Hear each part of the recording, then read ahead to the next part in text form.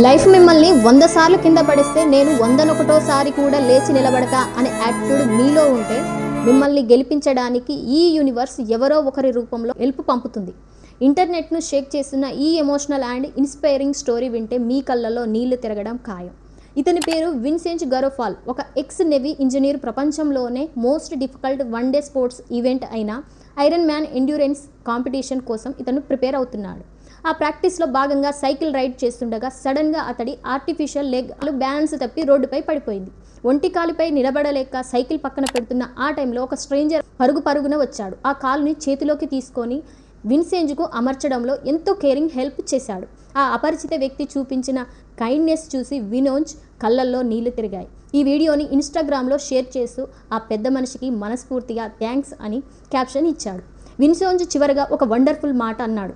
Life నా పట్ల చాలా హార్ష్గా ఉంది. నన్ను లెక్కలేనన్ని సార్లు కింద పడేసింది, కానీ అది నన్ను ఆపలేకపోయింది. ఏదేమైనా నేను ఇప్పటికీ గివప్ ఇవ్వను.